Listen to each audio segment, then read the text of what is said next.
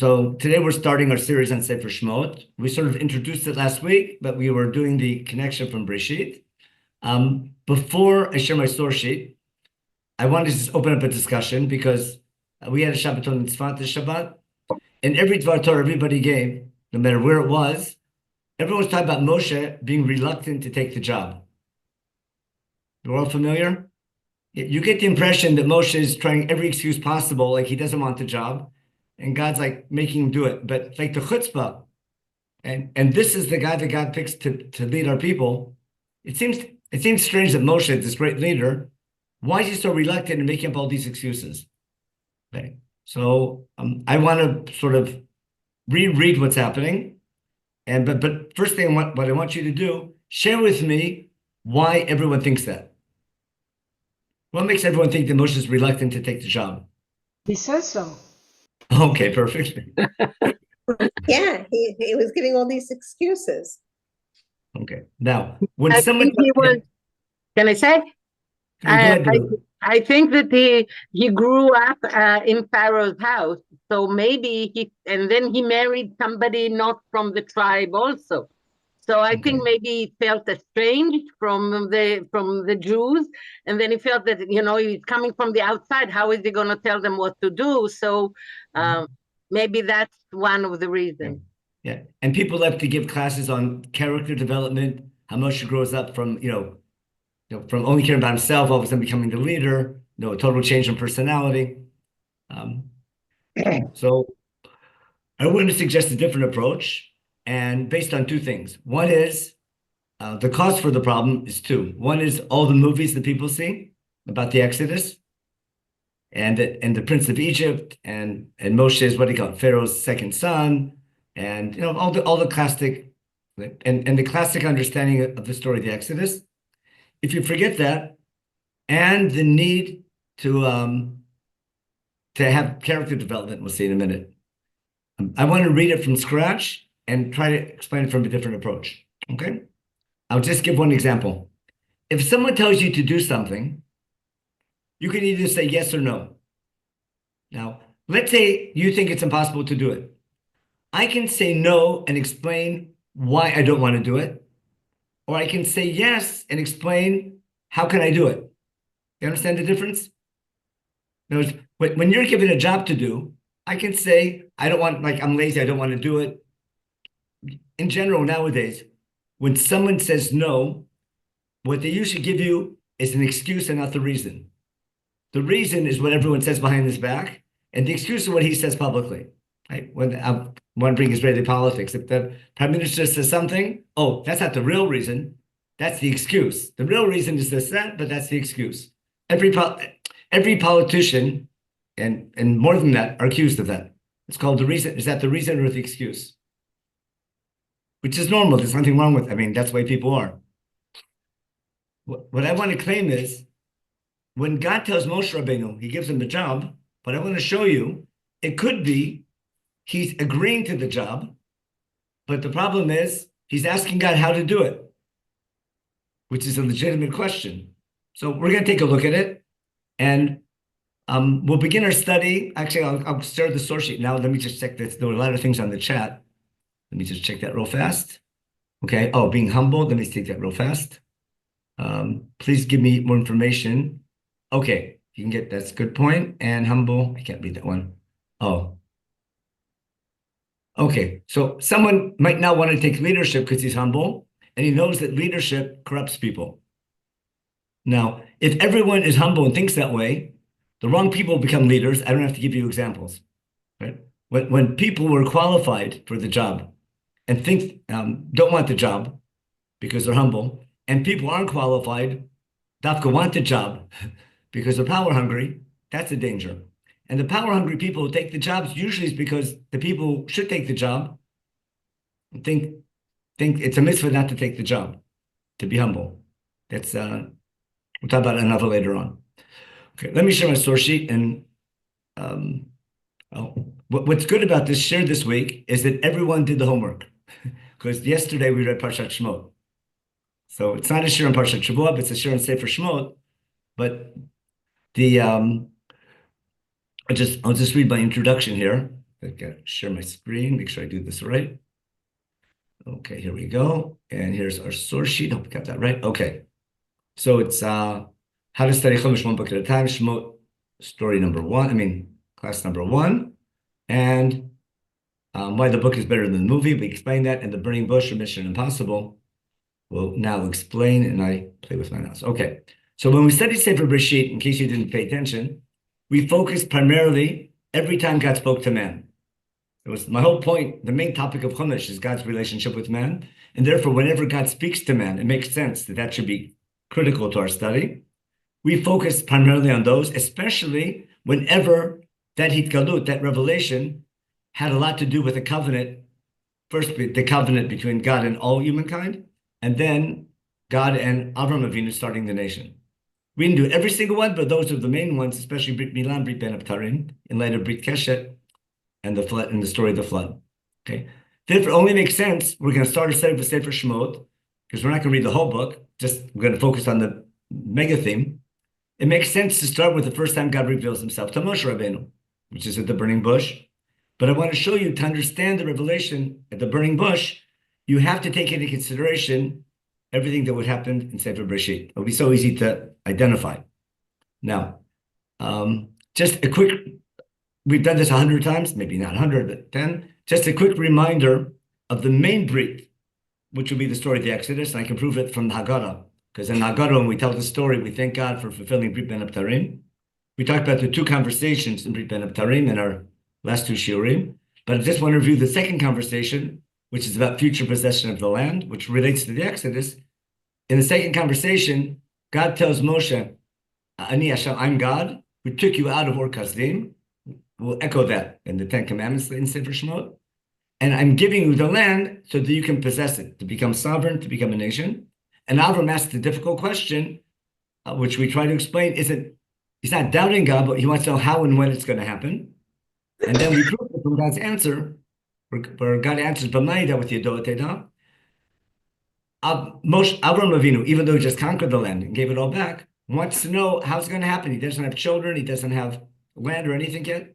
So God says, don't worry, but you should know you'll have children. That was the first promise, like the stars in the sky. And those children are going to be strangers in someone else's land. Remember those words, Kiger Yazachad, in someone else's land. They'll be enslaved, Ba'avadum, that's a key word. I should highlight it again. Okay. V'inuotam, they'll be oppressed. Inui, Mukama, and they'll be oppressed. And the 400 years we'll talk about later when we get out of Egypt. And I'm also going to punish the oppressor, okay, and you'll leave with great wealth. It won't happen in your lifetime. 4 generations later, we'll deal with that. And then on that day, God made that covenant, that key phrase comes up in davening. On that day, Karat Hashem et Avram Brit Lemor, L'zarachanatati et Aretz Hazot, and the wider international borders of Israel, between Egypt and Mesopotamia, at the center, at the crossroads between the two centers of civilization. That's just a quick review, which explains why to remember these phrases will come up at the burning bush. Now, just a reminder, what was the last Hitgalut in Sefer Bereshit? I think we saw it, so I'm going to go over it. The last time that God speaks to anyone in Sefer Bereshit was in Parsha Vayigash, chapter 46. I should put the chapter there. Yisrael is on his way down to Egypt and stops in Beersheba. He brings Vachim, the God of his father Yitzhak. I'm sure we talked about this. And God speaks to him in a vision after he brought those korbanot. Remember, it says, Yaakov, Yaakov, Vayomer Hineni. Of course, the next Hitgalut will be Moshe, Moshe, Vayomer Hineni. That'll be one key connection. And then the last message to Yaakov is, I'm the same God, right? Who took care of you, the God of your ancestors, of Abraham and Yitzchak. Al tira medam Mitzrayim, that's the buzzword from Brit Ben Abtarim, remember? Al tira Abraham. Don't worry about going down to Egypt, because you're going to become a great nation there, remember? Which is exactly what God said in Brit Ben Abtarim. You'll be a nation in someone else's land, and only afterwards you're going to conquer your land. Okay? I'm going to go down with you, God says, and I'll bring you back up. And Yosef will take care of you when you die, etc. Then Yaakov goes from Beersheba with the whole family, takes everything with them, all the rechush. That was another word we talked about. And then they went right into Sefer Shemot. That's a review of what we did up so far. What we didn't do, because it's a phrase that's going to come up, I'll just share my screen with the Chumash. I forgot to put it on the source sheet. Share. No, that's not it. Share. What happened to us? Zoom? No. Where's my meeting? Why can't I find my meeting? Here we are. Oh, here we are. Okay. I'm going to share and open a Chumash to Sefer. Where are we? Probably this one. Okay, you don't need to see my email. You need to see Genesis. Okay. No, we did. Okay. In chapter 48. Should be there. 48. In Sefer Bereshit.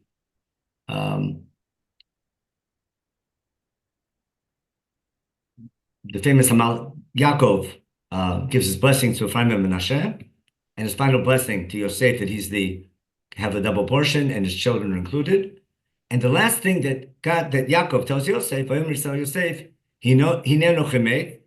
I'm dying now in Egypt. That's the key phrase. Remember? Remember when Yaakov left last time, God said, I'll be with you. He took care of you with Lavan. And remember that phrase, God will be with you. So God was with me, God will be with you. Now, someone tell me if you remember from Parshat Shmot, what phrase does this relate to? Anyone remember something in Parshat Shmot that God told Moshe Rabbeinu?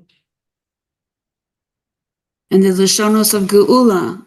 That's that's in Va'er already. That's in next week's Parsha. No, when God says, my name is Ehyeh. Okay, that relates, but something else is better. In chapter 4. Before chapter 4. Elokei Avraham Yitzchak Yaakov. No, okay, we'll see. Keep it in mind. I'm glad no one had the answer because it's key to our share. God will be with you and bring you back to the land. Therefore, who's going to bring you back? The big question was, which we discussed, why doesn't Yaakov's family go back to Israel after the famine? Because God said you can't. You have to stay in Egypt until you become a nation there. And just like I'm bringing you down, I'll tell you when to come back. So Am Yisrael is in Egypt with family tradition of Brit Milah and Brit Ben Abtarim, knowing they're going to become a nation in Egypt. Some type of affliction or enslavement might happen. They don't know how bad it's going to be, how it's going to take place. But when it's time to return, God will tell them. Therefore, they're waiting in Egypt for who knows how many decades, possibly even a century or two. They're waiting in Egypt for God to tell them it's time to come back. But they're staying in Egypt until they get a divine message for God to bring them back. But remember, Elohim will be with you and bring you back here. Okay? And we'll leave alone this double portion of what the last line is. What's the end of what is Yosef and Sefer Bereshit with when he's on his deathbed, just like his father? What does Yosef tell his brothers? Okay. Onochim meit, almost word for word the same thing, isn't it? I'm dying. Ve'Elohim pakod yifkod etchem. Keep that phrase in mind. But God will come and remember you to bring you back. Doesn't mean to save you from slavery. He'll tell you. He'll remember when to bring you back. Ve'eleh etchem. He'll take you up from this land. Remember, Onochi aredim cha, Onochi achad gamalo. So Yaakov is giving Yosef what God told him from the Hitgalut in Beersheba, and Yosef is passing this Masorah, this tradition, down to his brothers. Eretz Avotechem, the one he promised Abraham, Yitzchak, and Yaakov. Okay, and then in Yosef made his brothers swear when God does tell you, okay, bring my bones back with you. And that's what happens in Yitzhak Mitzrayim, and then Yosef dies. Now, hundreds of years pass. Exactly how many will live on, but in the meantime, Israel becomes a great nation. They become enslaved. We discussed 2 weeks ago about who's to blame for that enslavement. The two sides, the double reason. There's a natural reason and a divine reason behind it. But now Sefer Shmot begins with that background. We're going to skip the first 2 chapters of Sefer Shmot, which are the background of us becoming a nation, etc. We're going to begin with Hitgalut. Now, the first thing that God, question? Yeah, no, it says though that God remembered the Brit. So where does it say, like even before he reveals himself to Moshe, he says, "Vayizkor et habrit," and At the end of so chapter 2. Okay. that's right. I'll explain Dror's question. If I understood it correctly. If I didn't understand it correctly, you'll correct me. Okay. Okay. But we're starting with Shemot chapter 3. Correct? That's what I told you. But at the end of chapter 2, Chumash, after the story of Moshe's birth and Moshe going to Midian and getting married and the whole Moshe growing up story, right? At the very end, and Moshe having a son called Gershon, the last 3 lines of chapter 2 are the introduction to the story of the Exodus, but God's name is Elohim. Don't you remember in Bereshit, every story has Elohim and Yud-Kei Vav-Kei, creation, 2 stories, before the flood, after the flood. Chumash is at least consistent in that realm, and we're trying to give reasons. That's a tool that Chumash uses to develop deep thoughts. Now, Rabbi, pay attention to God's name here. Melech Mitzrayim died, and people were hoping he was a mean one. Hopefully, his successor would be better, but his successor was worse. And therefore, they cried out. They didn't say who they cried out to. They cried out from there, and God heard their cry. Elohim heard their cry. Didn't say Yud-Kei Vav-Kei, it says Elohim. Vayishma Elohim et nakatam, God heard their cry. Vayizkor Elohim et brito, et Avram et Yitzchak et Yaakov. Vayar Elohim et bnei Yisrael v'yed Elohim. Now, if I only had this section, I would claim this is God's remembering Brit Milah. Why? Because Brit Milah was exclusively Shem Elohim. But Rabbi, in Devarim, when Moses recounts this, he specifically says they cried out to God. Oh, for sure. That's what I'm sure some of them did. In Mikra Bikurim, V'anitzak al Hashem Elohei Avotenu, that's a much better version of it. But for some reason, I'll explain why. I think I'll explain why. Knowing that God hears our cry, even if we're not crying to Him. I'll give you an example. Since you jumped the gun on me, it's okay. I'm glad you did that. I think it's here in Shemot 22, which will echo the Exodus in Parshat Mishpatim. What's it say? V'ger lo toneh, don't oppress a stranger, because you were strangers in Egypt. Same thing with an orphan and a widow. Here, imanet taneoto, if you oppress or afflict a stranger, orphan, or widow, kimtzok etzak elai, if he cries out to me, I'll hear his cry. And then I'll punish you. In other words, you have to know that God hears the cry of anybody. It doesn't even say the person's Jewish or not Jewish. Right? Someone oppressed, God hears the cry of the oppressed. And now he hears their cry, he'll punish the oppressor. Got it? That's a harsh warning, but that's echoes of the Exodus later up in Shemot. I just think that I'm assuming Am Yisrael cried out to God, but even if they didn't, even if someone just cries because they're oppressed, even if they're not crying to God, God hears the cry of the oppressed. We had it by Hagar, but then now Sarah, we saw that in chapter 16 in Bereshit. Now Why we is can. the word Shavatam used from the language of Yeshua? Shavatam, that doesn't seem to be common, but that's dafka the word that's used. No, now in even though this is Elohim in the end of chapter 2, you see echoes of Brit Ben Abtarim as well. But the language of Shavatam. I mean that specific word? Yes. Have we had it before? Oh, wait a sec. I got the wrong book here. Let's go back. We wanted the end of chapter 2. Oh, wait, that was there before. By B'mehem, by Bnei Yisrael cry out, by Zaku, okay. But Tal Shavotam, okay. Did you check out that word anywhere else in Chumash? No, that's why I'm asking. I'm sorry. Okay. That's it. I'll give you a homework. I'm asking. Okay. Shabbat ani mata tishma. That's from Zakatata Takshiv Toshia. Mid melach mishvelach. I think you said something like that on Shabbos, didn't you? Yeah, but yeah. It could be just using more words, more synonyms. If there's difference in Tzaka and Shabbat, But I think Shavah is probably a different type of what to say here in English. They cried. They cried out to God. And their cry. Yeah, but the language is verb is a language of Yeshua that we usually translate into English as salvation. Yeah, but look at the English here. They just translate both the same way. And they cried, Vaizaku, and their cry came up to God, Patal Shavatam. In other words, the English translation didn't pay attention to your observation. So that's why I'm asking. You have to write JPS the lesson. Okay, so you gave me homework also. Work on that. I'm glad you pointed that out. Now, but I see that as the introduction or sort of a background that not only is Elohim going to come and take care, but Yud Kei Vav Kei can as well. What's the difference? It's the same God, Hashem Hu Elohim, but Elohim does things through nature in natural ways. What can happen? Paro can have a change of mind. Paro can become nice all of a sudden. And natural events can happen and they can have a later workload. Remember, no one's praying to God in Egypt, bring us to Israel. It's not a Zionist cry. Rather, people are oppressed and the most they can hope for is a lighter workload. We'll keep that in mind as we go through. Now, but just like God created V'Shem Elohim, and God created V'Shem Yud Kei Vav Kei, and God, 2 reasons for the flood, and 2 reasons for the after the flood, etc., and the 2 britot, etc. Therefore, Elohim's going to hear their cry, and Yud Kei Vav Kei is going to hear their cry. Got it?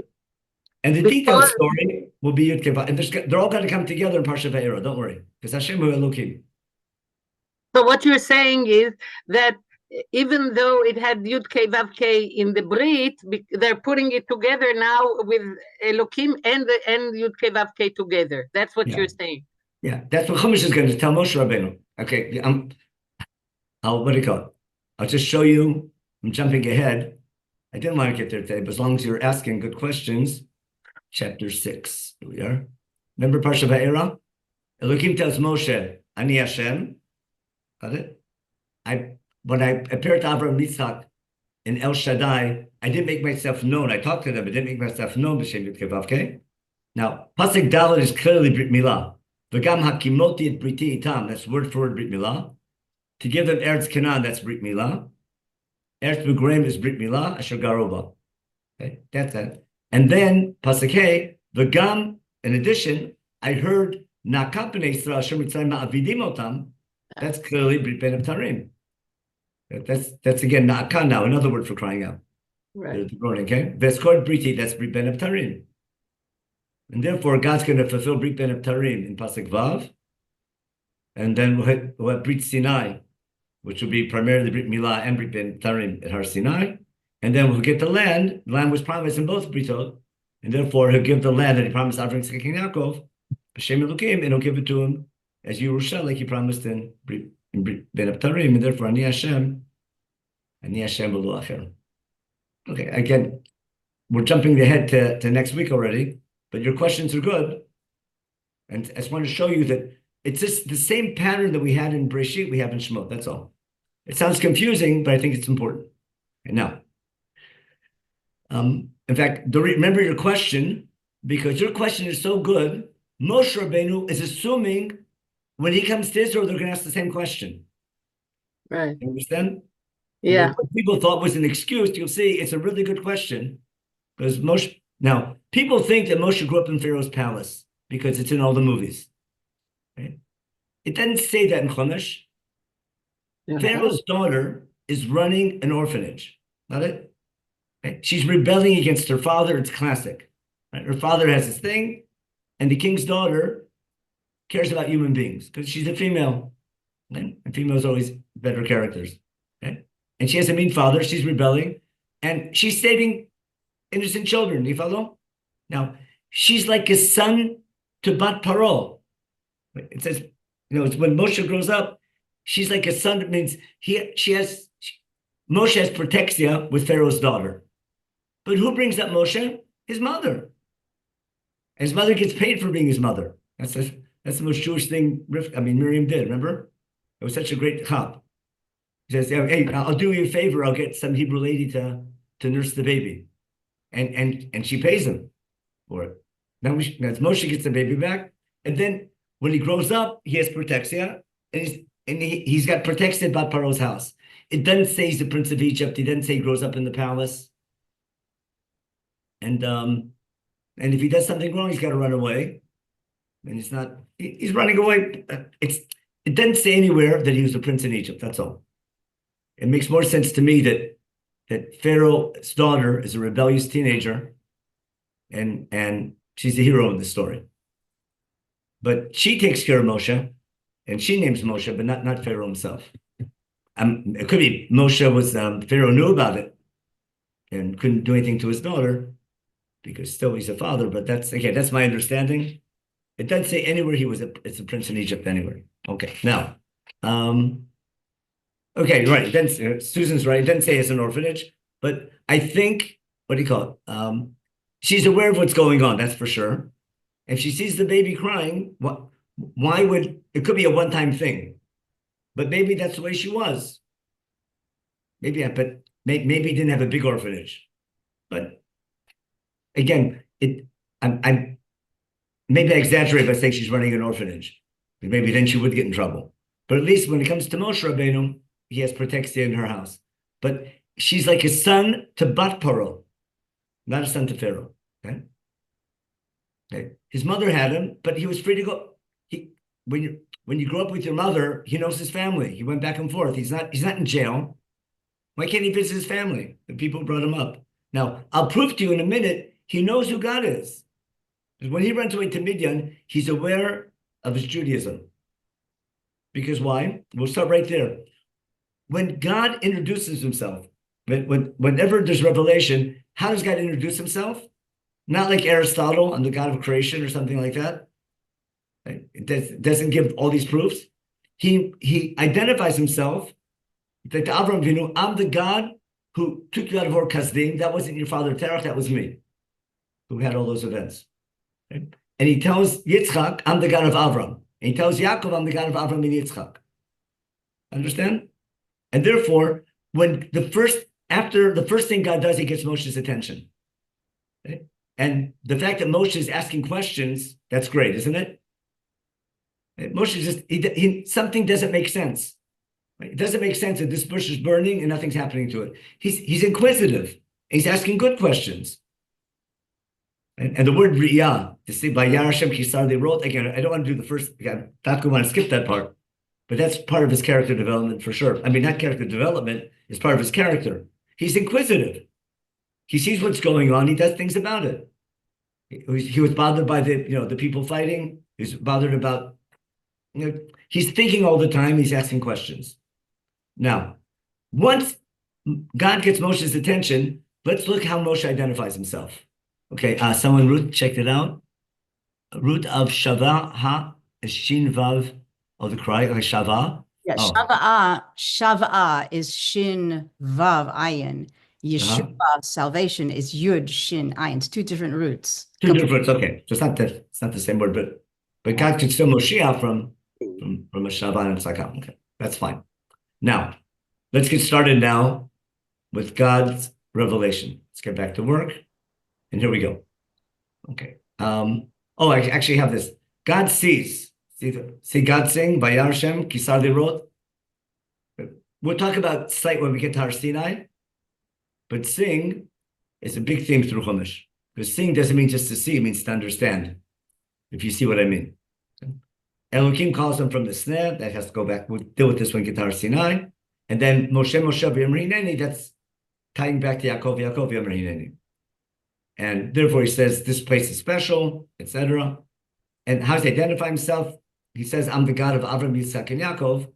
And Moshe is scared or holds himself back. And from Moshe's point of view, it's Elohim.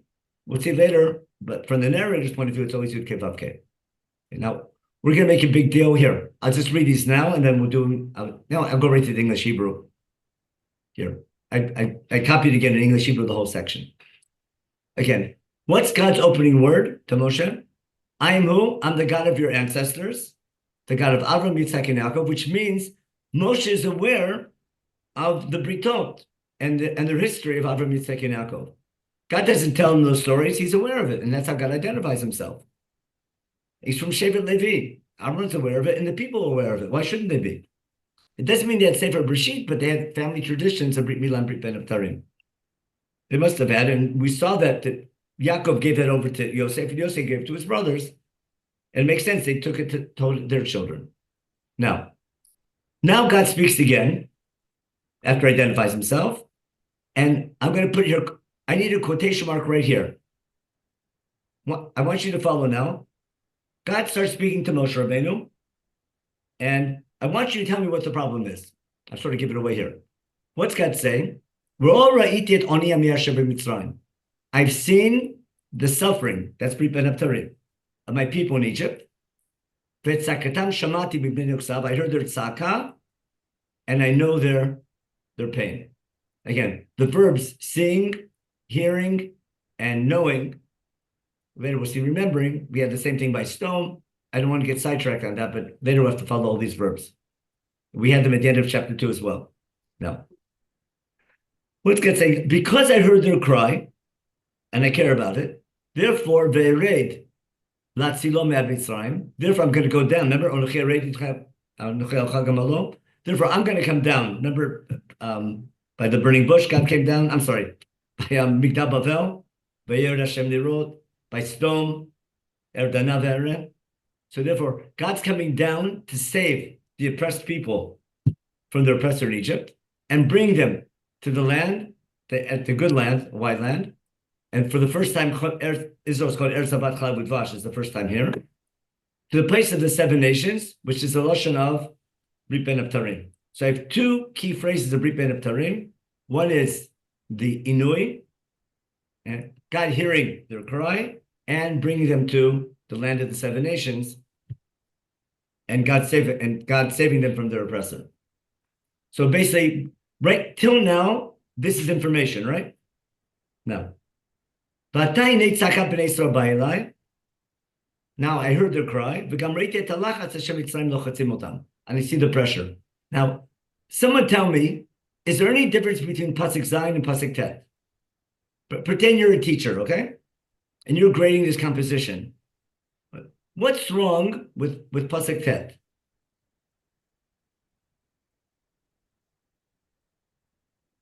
It's kind of redundant. For sure it's redundant. It's saying the same thing. If it wasn't there, you wouldn't ask how come it's missing. But God didn't finish talking yet. What happens next? And now you go. God tells Moshe, now I want you to go. I'm sending you to Pharaoh. Take my people out of Egypt. One is passive, though, and one is active. The first one was, I heard it. Mm-hmm. And the other one is, the cries came up to me. So one is active and one is passive. Okay, very good. Now, keep in mind what you just said. If I'm studying or if I'm analyzing these psukim, I'll make it a little bit smaller so we can see them together. Does Pasuk Zayin, Pasuk Tet, does it belong with Pasuk Chet or with Pasuk Yud?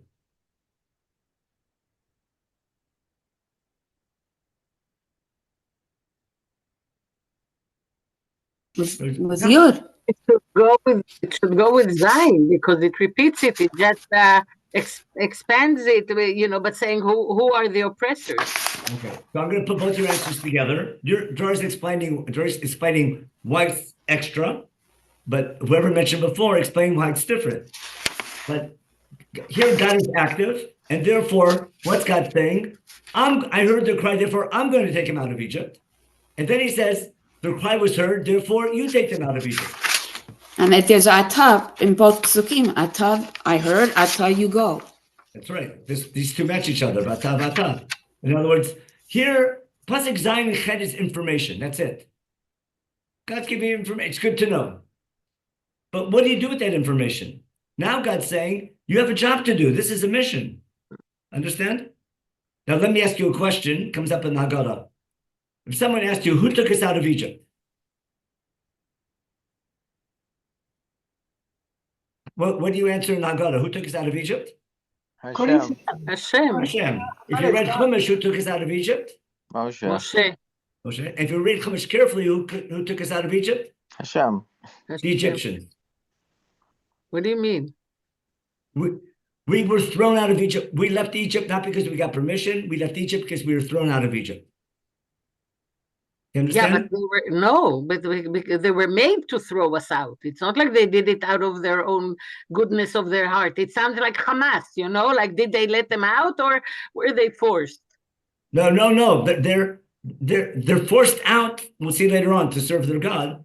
But you'll see Moshe doesn't know what's going on because what's the last line? After when Moshe questions what's going on here, what did God tell him? You'll see. See the word ra'ah? You'll see what I mean by see. Remember the last line of the parsha? I have to show you again. Okay. Moshe doesn't know what's going on. This is key. Right. Back to the end of chapter 5. Oh, right, the beginning of chapter 6 should be the last line of this week's parsha. God tells Moshe, "Ata tireh," which means you'll see or you'll understand sooner or later what I'm going to do to Pharaoh. Why? Ki biyad chazaka yishalchem uviyad chazaka yigarshem mi'artzo. Whose yad chazaka is this? Yeah, but it Not the says Pharaoh. Asher Eseh leParo. It says Asher Eseh leParo. It's not like Paro is doing it without God's intervention. Who's the subject of Yishalchem and Yigarshem? Paro. Paro. It has to be Paro. Rashi even mentions it. It doesn't matter. It says Asher Eseh leParo. It's not standing on its own. Oh yeah, listen. But Paro's going to do something. God's going to do something to cause Paro to kick us out. You follow? With the Yad Chazakah. Remember, right. I'm just skipping. I'm just spilling the beans for a second. Trick question. Why do we leave Egypt? And why do we eat matzah? We'll see. This is after the 12th plague. After the 10th plague, I'm sorry. I added too many. Okay. But Techezach Mitzrayim, Pasuk Lamed Gimel, chapter 12. Alam the Meher Shalcham Min Haaretz, Kemru Kol Metim. And therefore, we have to take the dough and run. And when at your Seder, when you ask, why do we eat matzah? Because we baked the dough. Egypt didn't let us bake our dough in the morning. Okay? And therefore, we took it dough unleavened. Why? Ki gorshu mitzrayim. We were thrown out of Egypt. So you follow? The reason we leave Egypt, Egyptians make us leave. Keep that in mind. We need it. We're going to run out of time, but it'll take us a while. But you'll see, I told you have to play what I call Etch-a-Sketch. You have to forget everything you learned before and read it from scratch. You'll see what I mean. Let me go back now to Perek Gimel and explain what I'm going to follow Rashbam here for a minute. And then we'll argue with him. Look carefully now. So I'm going to go back to what said passive and active. Here it's saying God's going to take us out of Egypt. Got it? And here it's going to say, Moshe takes out of Egypt. So make up your mind. First, God said, I heard the cry, therefore I'm going to take him out. Then he said, I heard the cry, therefore you take them out. Now that's key for understanding the story.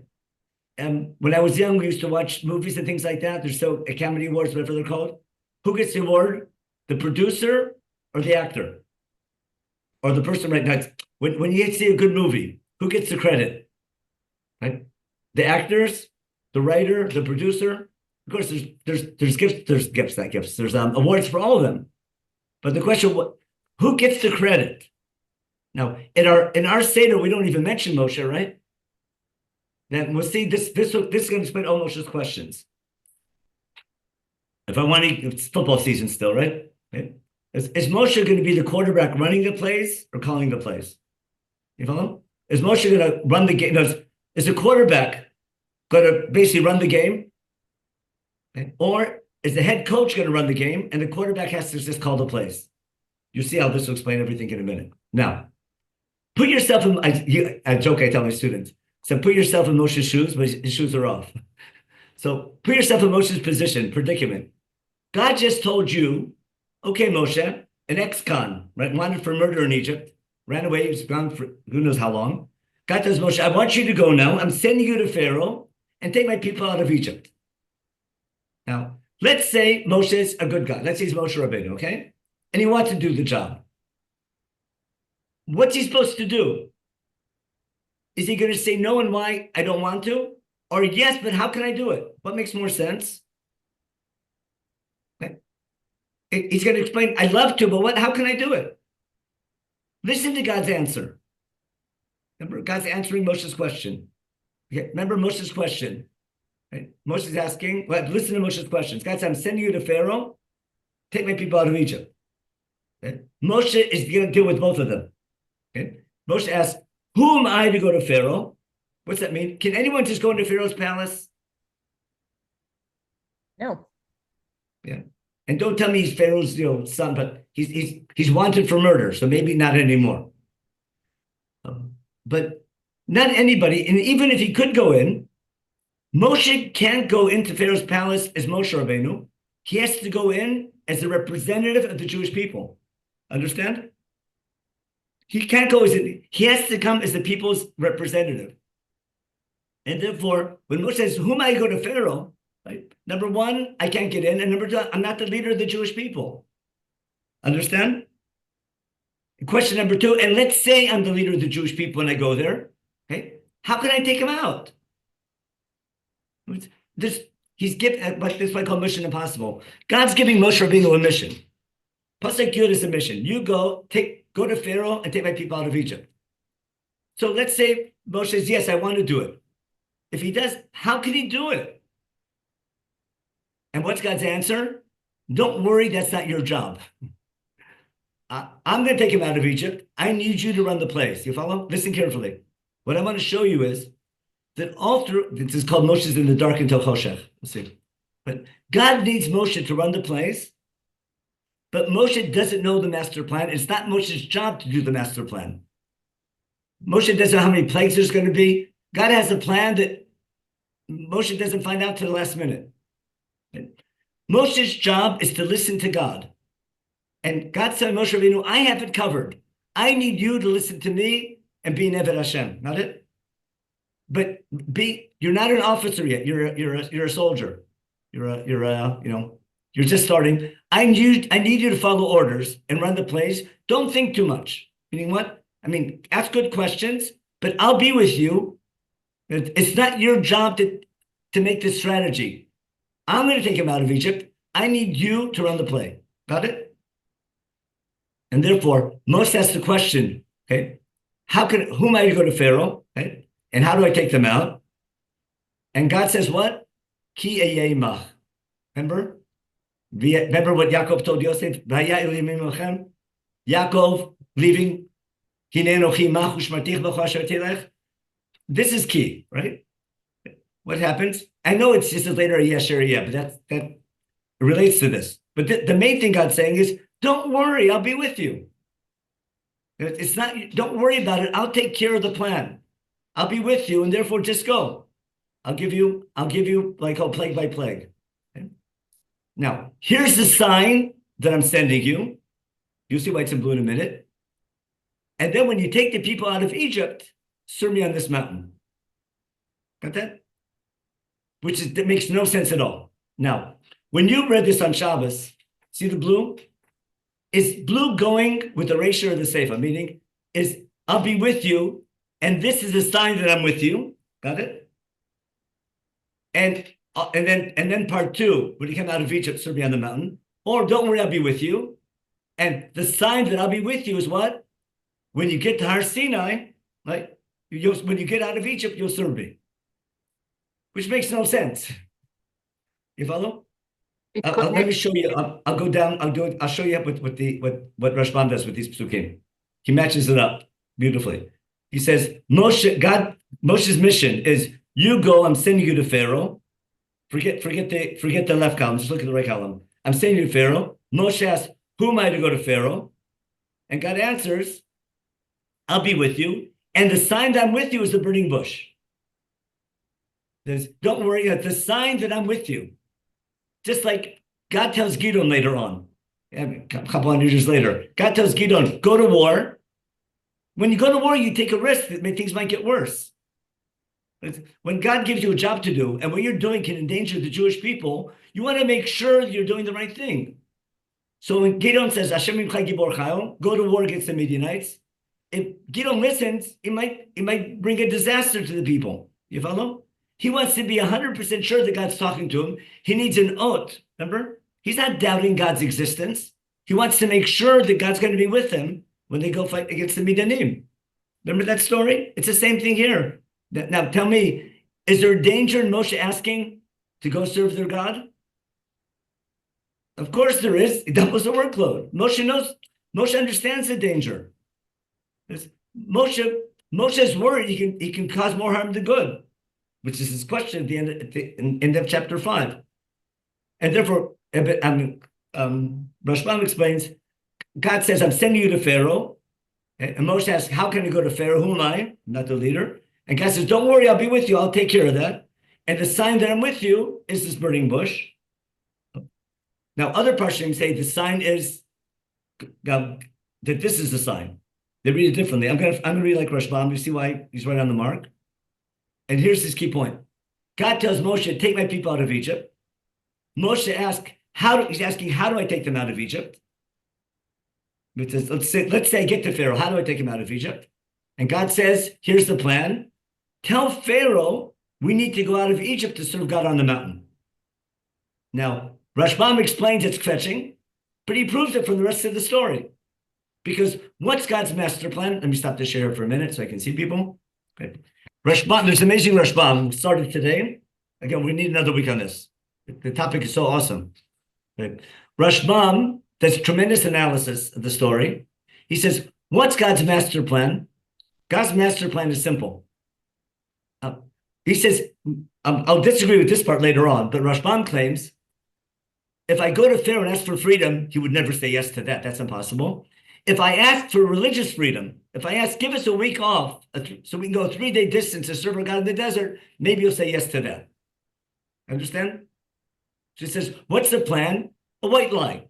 He brings example like when he brings example of Rashbam when God tells Shmuel to go anoint David. What Shmuel say? Shaul find out who'll kill me for treason. So what's God say? Here's your cover story. Bring a korban. Some of you going for a korban. So he says, going to shul is a good excuse for undercover plots. Okay, religion is a good cover story. Now, again, Rashbam's onto something. We'll agree with half and disagree with the other half. But what Rashbam is saying is, what's God answering Moshe Rabbeinu? Here's the master plan. I'll get you into Pharaoh. Don't worry about it. And when you get to Pharaoh, ask him permission to go serve our God in the desert. Hopefully, he'll say yes to that. Got that? And then once you're in the desert, exit stage left and don't come back. That's Rashbam. He says the whole thing is a hoax, but that's God's master plan. What's his proof? Because Moshe never says, let my people go. Despite what everyone learned growing up, Moshe never tells Pharaoh, let my people go free. Never. Not once. Instead, every time he says, send us out to serve our God. Not even let us go serve our God. Send us, force us to serve our God. Moshe is demanding Pharaoh that we have to go serve our God for the sake of Egypt. Because what will happen, our God's really angry. And if I don't appease our God, what's going to happen? I'll give you a really bad example. Some of you might remember. Let's say some vice president 30 years ago warns that there's going to be global warming if we don't take care of the ozone, if we don't recycle. Make up a story like that. And he writes a whole paper that in 30, 40 years from now, if we don't start recycling, there'll be climate changes, it'll be crazy, and the planet's in danger. And everyone just laughs it off, you're crazy. But in his approach, he says, here's what's going to happen every 2 years with his predictions. Got it? So after 4 years, some first may come true. Oh my gosh, maybe there's something there. After 10 years, hey, maybe the guy's right. Other countries should start recycling. Okay. And after 2 more years, it's getting worse. You know what? Maybe even Americans should recycle. Right? And after 2 more years, even Jews should recycle. And after 2 more, even religious Jews should recycle. Okay, I was just being mean for a minute. But what I need to do, I hope you understand my analogy and my anti-Semitism. Okay. Well, my analogy is as follows. I need to convince Pharaoh that it's in Egypt's interest that we serve our God, because what can stop this global warming and these climate and these natural disasters? Remember, every plague is some type of natural disaster. They just come with warnings. But what's Moshe say before every plague? Almost every plague. He warns Pharaoh, if we don't serve our God, he's going to get even more angry, and he'll pollute the Nile, he'll bring lights, he'll bring wild locusts, he'll bring things that might have happened before in Egypt, but one after the next. And I can give a natural reason for it, but because of the warnings and the one after the next, little by little, Egypt has to be convinced that to stop these plagues, the Jews have to serve their God a 3-day distance in the desert. Okay. Now, what's icing on the cake? The worst plague, when people actually die, is the plague of the firstborn. Who doesn't die in the plague of the firstborn? Pharaoh. Any Jewish home, not any Jew, any Jewish home that brought a sacrifice. And the Egyptians saw us bring the sacrifice, didn't they? We did it in public, remember? Al Roshel Ve'al Kubal. And therefore, that night, when people were dying left and right in Egypt, every firstborn, but every Jewish firstborn who brought a korban is alive, they said, oh, you know what? Moses was right.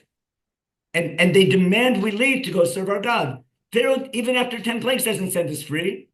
He forces us out to serve our God in the desert. Okay? It's all, everything I told you is all in Chumash. Not a midrash, not nothing. So no, Rashbam caught on to that. Got it? So Rashbam is saying, at the burning bush, it's the short version. God's sort of hinting to Moshe Rabbeinu, here's the plan. And Rashbam says God will detail the plan as he goes on, which he does. So Rashbam says, Pasuk Yud Bet, the one we just read, is cryptic. But when you read the rest of the story, that must be what it's referring to. Okay? Now, I'll show you the Rashbam, and I have the Rashbam here. And then, oh my gosh, we're going to run out of time. I have to share my screen again. I'll just show you the Rashbam was in a great mood when he wrote his Pirush on this pasuk. Here we go. I'll skip to the end to the Rashbam. Here, he says like this on the pasuk Mi'anochi whom I go to Pharaoh. He goes, he says, Mishrotze lamod ikar pshuto shemikrot elu. He's arguing with his grandfather, of course, with Rashi. Okay, Yaskil v'pirushizeh. You should pay attention if you want to know pshuto shemikra. Listen to my Pirush. Why? Listen. It says, Ki harishonim mimenu v'meni lo yivinu bo klal. He's really sharp, isn't he? He says he knows everything, but no one understood it before the Rashbam. He says, I got it. All the other Pirushim, including his grandfather's, Rashi is wrong, okay? And then he says, Moshe answered to two things. So God told him, go to Pharaoh and to take people out of Egypt. And Moshe asked, how do I go to Pharaoh? You know, who am I to go? I can't even bring him a present, right? And how can I get into his palace? You can read later on your own. I formatted it so it's easy to read. Okay? And how do I take him out of Egypt? Klomar, afilu ro'i omar, even worthy of going to Pharaoh's palace. Is he a fool to let me go to take the people out of Egypt? It says, what can I tell Pharaoh to convince him to let us go out of Egypt? Okay, is Pharaoh an idiot to send out so many people free, to send a whole nation free of slaves? Okay. So what can I tell him to trick him? Right? Probably send us out. And God answers, I'll be with you. See what? You know, I'll make sure the king lets you in. And don't worry about it. I'll take care of that. And what's the sign that I'm sending you? You see the burning bush is burning. That's the sign I'm sending you. So therefore, don't have confidence. Okay. He brings the example from Gidon. Okay. Baruch Shekivanti. Okay. He says the same thing from Gidon. Okay. And says, how do I take him out? Knows what should I tell him? He says, what? Take him out of Egypt. I'm telling you now to tell Pharaoh that we have to serve our God on this mountain. Okay. And this you can't tell him, this Tana you can tell him, because maybe he'll let him go serve their God. Okay. Okay. And even though Shekan Lo Piresh, like everyone said, no, that's not pshat. Like everyone was saying, yeah, can't be, right? You're right. It doesn't make sense here. Although afterwards, he explains explicitly, after you get the elders, after they listen to you, go with the elders to Pharaoh and tell them we have to go 3-day distance in the desert to serve our God. And then he brings the example from Shmuel, okay, using the cover, okay? And he says, Afkan der chokhmah. That's the master plan. Like Merbaban is chakmalo. They outsmart us, we're going to outsmart them, okay? This is what you can tell them, okay? And that's what he says at the end. He is so harsh, isn't he? He's so sure he got it right. Just imagine Rashbam smiling, ear to ear. He figured this out and got it right, but he's so convinced he's right. Everyone's wrong. It's just a beautiful Rashbam. He must have been young. Now, What are we going to do? We're going to run out of time, but we're going to agree with part of the Rashbam, but we're going to go a bit of a different direction. I agree that that's God's master plan, but what I want to claim is, the question is, how come we're lying? I want to claim is you can't tell the truth because no one would believe the truth. I'll have to explain it more in detail next week. But what I'm getting at is that, let me explain one other thing. For Moshe to go to Pharaoh, he needs to go as a leader of the Jewish people. Therefore, who does he have to go to first? He can't go right to Pharaoh. Who does he have to go to first? Jewish The elders. And with the elders have to accept him as their leader. He has to show his credentials to the elders, and then with the elders can bring him to Pharaoh. Now, what's Moshe asked in Perek Daled? Right? I'm going to go to Pharaoh, right? I'm going to go to the elders, and what are they going to say? You're a false Messiah. You're Shabtai Tzvi. What do you mean? There's in Perek Daled. Look real quick. Did I put it? I'm sure. I'll just open up a regular Chumash. It's so straightforward. Yeah. I'm saying Moshe's he's not getting out of his job. He's asking really good questions. That's my point. Okay. So Moshe answers, okay. Moshe says, who's Haim? The people of Israel, the leaders of Israel won't believe me and they won't obey me, right? To make me the leader. Why? Because they say God didn't appear to you. Got it? Now, Moshe believes God because he had a sign. He had the bush. Now who needs a sign? The elders of Israel need a sign from Moshe that God sent him. And therefore, Mazeh B'yadecha, the Samateh turns into a Nachash, and it's the B'tzarat, and the extra one, a backup sign. But who needs the Otot? Moshe's not getting out. Moshe's not questioning God. He's a good leader. He's saying he's planning ahead. I'm going to go to the elders and tell them God appeared to me. They're going to what? They're going to need proof. And therefore, give me a proof. And God gives them a proof. Now, I'll show you one other thing, which you think. Moshe says, I'm not a spokesperson, right? I'm ish lo ish dvarim anochi. Right? And Moshe, remember? And God gets angry with him. Yeah, what's God answer? Right? What's God answer? Remember, God gets angry? I think God's answering Moshe. You don't think I took care of that? You don't think I know that you're not an ish dvarim? I took care of that already. You don't trust me? Why? Listen to what God tells him after all the signs. Okay. Moshe says, "Bi Adonai, I'm not a man of words." Means I can't get the job done. I'd love to do it, but it's not going to work if you send me. Okay? And it never was. Okay. Yeah. Because I'm not the man to talk. Okay. And God says, "You don't think I know that?" No, I'm the man who I gave man that ability. Okay. And therefore go. Okay? And says, "I'll be with you. I'll be with your arm. I'll tell you what to say." Okay. And then Moshe says, "Oh, send whoever you're going to send." God gets angry and says, "What? Right? Don't you realize I've already halo achicha Levi yadati ki daber daberhu v'gam hine yotzei likrotecha." You know what? Aaron's already on his way to meet you. I took care of it already. God's telling Moshe Rabbeinu, "You're covered." Right? God's not sending Aaron because Moshe complained. Right? God's aware that Moshe is in lo ish dvarim. We'll later explain what that means. But God said, I have that covered. That's not your problem. I got you covered. And don't worry. And therefore, what's he say? Yeah, I'll speak to you. No, I'm going to tell you what to do, but you have to tell Aaron what to do. And he'll be your spokesperson. Little by little, Moshe will learn on. But Aaron is an accepted leader, Aaron Halevi. Okay? Would you be here? He'll talk to the people. And he'll talk on your behalf later to Pharaoh. Okay? I'll talk to you and you'll talk to him. Now, in other words, the way I understand what's God telling Moshe Rabbeinu, I have you covered. Don't worry. I just need you to listen to me. You're my conduit, right? You're my negotiator. But I'll tell you what to do. You don't have to make the plans. Don't worry about it. And then the guy gets angry. He's asking too many questions. So he's asking good questions. His questions are good, but he says, God's saying over it, don't worry. I got you covered. But it seems a little bit to me like Moshe was set up. Hashem tells him things and then stops. And unless he asks, he doesn't get the answers. But I think God's choosing Moshe because he's asking questions, because he's practical, right? And he's realistic. So therefore, I need someone not with too much self-confidence that he can do everything. God needs Moshe to run the place. It's like having a new worker. I know how the company works. I need you to this and that. Just listen to me, right? After a couple of years, I'll let you run the company.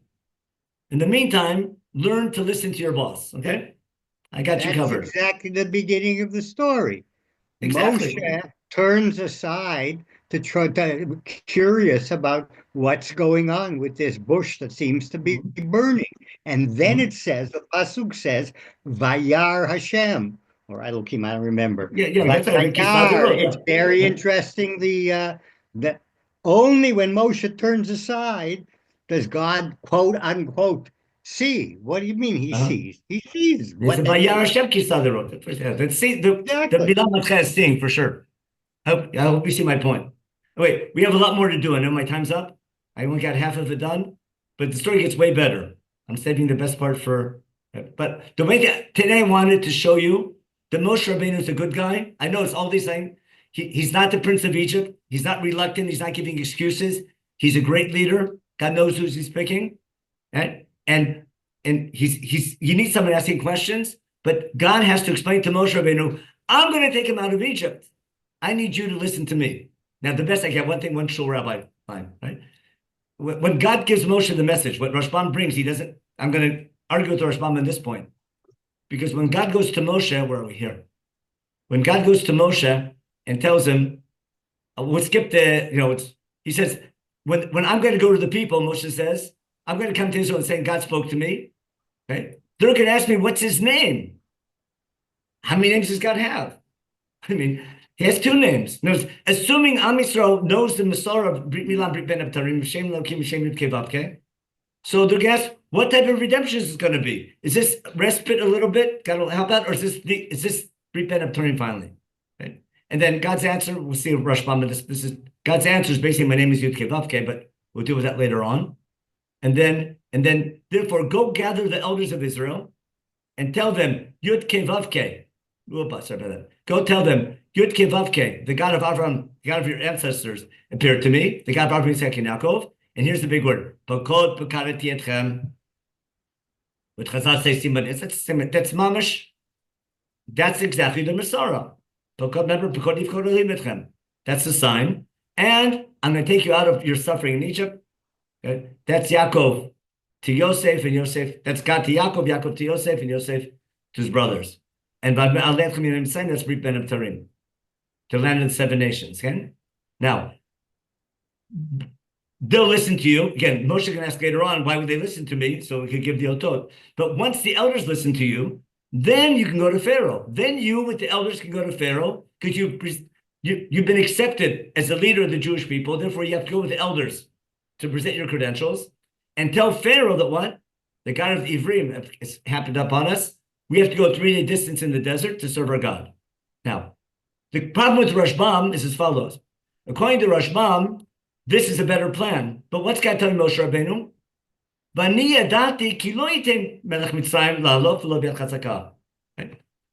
I'll just end with this. God said Moshe Rabbeinu be a shul rabbi. Your job is to warn Pharaoh, to ask Pharaoh to send us out to serve our God. And I know he's going to say no, and I want him to say no. So why go? Because if Moshe is going to go and give a drasha and demand from Pharaoh, send my people out to serve their God, and God's going to make sure Pharaoh says no, then why go? It's like, why does the rabbi give a drasha every week and no one's going to listen to him? Rabbi, that's why we're paying you. You understand? Your job is to give the same drasha every week and no one's going to listen to you. But that's your job, if you understand my sarcasm. But I hope I get my point here. The problem we'll deal with next week with the Rashbam is, if that's God's plan, if this is the most logical way to get them out of Egypt, God wants Pharaoh to say no. That's what's key. Okay? So why does Moshe have to warn every plague if God wants him to harden his heart anyhow? So just bring the plagues one after the next and don't give him a warning. Why is Moshe's job basically is to fail? And now you see why God has to insist with Moshe, listen to me. Because Moshe's job is to go to Pharaoh and fail one time after over and over and over again. And that's what Moshe is going to ask later on. He says, how come I'm failing? God says, that's your job. I got a plan. We'll see the plan next week. But Moshe's job is to fail going to Pharaoh. because through the multiple failures, that's how God's gonna get his job done. We have to do that next week. That's where we're gonna differ a little bit with the Rashbam. But we need a whole share for that. Okay? And then I'm gonna send all my plagues, and then he'll send you out. And when he sends you out, he'll send you out with great wealth, because everyone will be convinced that we have to serve our God, and they'll be eager to lend us whatever we want. That's how God will serve the Rechush Gadol. We'll deal with that next week as well. But let me just end here. I know I went a little bit way over time, but we're just beginning Sefer Shemot. But my goal today was to redeem Moshe Rabbeinu. It's about not being reluctant and not being. I know there's nice thing. I think Moshe is asking the right questions, good questions, and God's teaching Moshe Rabbeinu, good, but listen to me, and don't think you have to understand everything. And that's exactly how the parsha ends, right? Moshe, why'd you make things worse? God says, just wait, I'll take care of it. And we'll see in 2 weeks, Moshe's in the dark until Choshech. So Menachem, sounds like you're saying from Moshe to Yirmiyahu, nothing changes. It's always a job. It's like a thankless job that is not going to work. Mm-hmm. And that's why Yirmiyahu wish he wasn't born. And Moshe says the same thing, doesn't he? You think both of them served for 40 years? There's lots of parallels between Moshe Rabbeinu and Yirmiyahu. That's right. But I wish it always stopped with Yirmiyahu. Every shul rabbi suffers from the same problem. Okay, I have to stop here because I've got family. What do you call it? Family obligation. Mazal tov. Yeah. Okay, thank you. Tov. And we'll tell you the name next week, Mir Hashem. And hopefully more Tuvim next week, and hopefully God will be with us. And we're praying that we're doing the right thing, and that and we can do the right thing together. And, but I'll still leave you with the question. You don't have to. You won't answer it now. Okay. When people cry out, God hears them. What if the oppressor is God? And that is something. These people, the second and third generation in Egypt, didn't commit any sin to be oppressed, even if you say the first generation did. So you have them read Eov. Okay. Not a satisfying answer. Okay. No, I'll try to deal with that later on. Okay. But that definitely that's a course, not a question. Yeah. Why only 6 amamim are mentioned? It's always 7 amamim, but it's only it's never exactly all 10. They were 10 in Brit Ben of Tarim, and they keep on. Sometimes there's 7, sometimes there's 6, sometimes there's 4 or 5. The rabbis deal with all that. Okay. But there's Eretz Canaan of Brit Milah and 7, 10 many nations in all related to Canaan in Brit Ben of Tarim. But they have to deal with that. There's 2 different sets of borders of Israel, but we'll deal with that also. But you see, I hope you get my point. If you didn't have Sefer Bereshit in the background, you couldn't understand what's going on. You would think that Moshe is this reluctant guy who's trying to talk his way out of a job, and God won't let him quit. But when you understand Bereshit in the background and what's going to happen in the story, Moshe, he's okay from the beginning. Okay. Thank you so much. All right, Rabbi. Have a great day. So Jay, take over. I'm gonna. Yeah, I'll take over. Although you want to leave, hold on a second. Let me make myself host. Otherwise, we're gonna get disconnected. I think. Why is this not working? I can make you host. I don't know what happened here. Normally, I can make myself host. I don't know what happened here. Okay. Anyway. All right. I got you 1 second. I got it. I just did it. Your host. Okay. I'm gone. All right, go. Mazel tov. All right, yeah, everybody can go to Benny Gesundheit Both Chatzi Shah B'Shir Shelo B'Ivrit Mizmor Kaftet Al Sefer Tilim. Tomorrow night is the last in this series on Shmuel Moliver of Mark Shapiro. Next week he's going to start the Langer case. I imagine some people here remember that. That was that Rav Goren. It was Matir the 2 Mamzerim and whatever that they were claim Mamzerim. So he's going to be discussing that beginning next Monday night. Zev Elif's class this week is also kind of fascinating. The excommunication of Rabbi Yitz Greenberg. He's doing, episodes in American Jewish history and whatever. Well, you'll come and listen. That's going to be Wednesday at 11 a.m. And then there are, our more regular classes, Yirmiyahu, Yeshayahu, Yoshua, Siddur, Parshat Shavua, all those other things that, and Shuli Mishkan, of course, on Thursday. But yeah, listen, we have an interesting history and stuff. Okay, everybody. Be well. We should hear more good news. The 3 hostages I know have been reunited with their families. At least that's what they're saying. So let's hope to hear so much good news. We should pray that it should be all for good. Okay. Thank you, everybody. Thank you. Have a good Invite a night. friend and be well, everybody. Bye-bye.